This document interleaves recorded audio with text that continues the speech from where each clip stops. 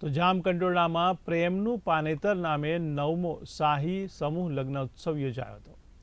ત્યારે લેઉવા પટેલ સમાજની 511 દીકરીઓએ પ્રભુતામાં પગલાં પાડ્યા।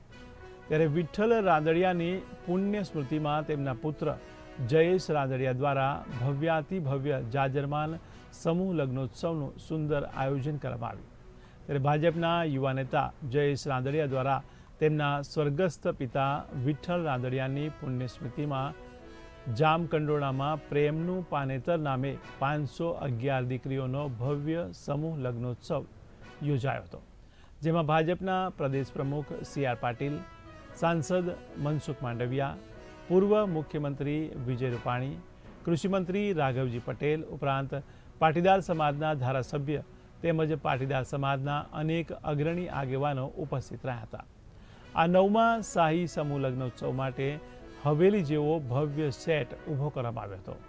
આ જાજરમાન લગ્નોત્સવને લઈને 300થી વધુ વીઘા ખુલ્લી જમીન પર 511 લગ્ન મંડપ, પાર્કિંગ તેમજ જમણવાર સહિતની વ્યવસ્થા કરવામાં આવી હતી। આ ઉપરાંત વરરાજાઓના સામૈયા માટે ગીર સફારીની ખુલ્લી જીપોથી માંડી વિન્ટેજ કાર સુધીની વ્યવસ્થા કરવામાં આવી હતી।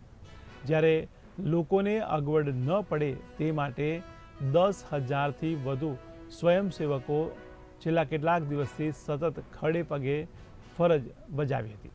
ત્યારે આ સમૂહ લગ્નોત્સવ માટે સમગ્ર જામકંડોરણા તાલુકાના લેવા પટેલ સમાજના લોકોને નોતરા આપવામાં આવ્યા હતા।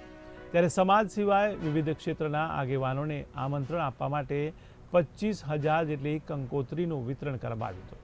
ત્યારે બીજી તરફ આ સમૂહ લગ્નમાં જોડાઈને ગૃહસ્થ જીવનનો પ્રારંભ કરનાર દીકરીઓને કરિયાવર માટે દાતાઓએ પણ મન મૂકીને દાનનો ધોધ વહાવ્યો હતો, જેના પરિણામે દરેક દીકરીને અંદાજે રૂપિયા 3 લાખની કિંમતની 120થી વધુ ચીજવસ્તુઓનું કરિયાવર આપવામાં આવ્યું હતું।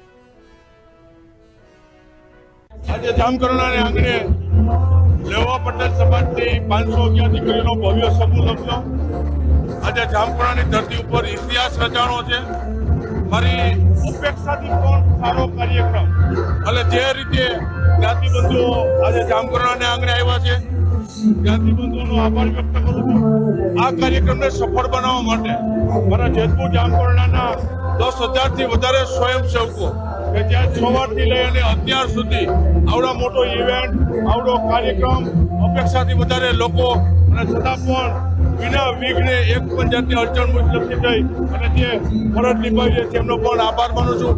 511 દીકરીઓનું એક સાથે કન્યાદાન કરવાનો મને અને મારા પરિવારને આજે અવસર મળ્યો છે। મારી જાતને ધન્યવાદ કરું છું, ભાગ્યશાળી માનું છું અને દીકરીઓને પણ આજે શુભેચ્છા આપું છું કે એક મજબૂત કાંડાથી આ દીકરીનું મેં કન્યાદાન કર્યું છે। આવનારા દિવસોમાં દીકરીઓ ખૂબ આગળ વધે એ માટે પરમ કૃપાળુ પરમાત્માને મારી પ્રાર્થના છે।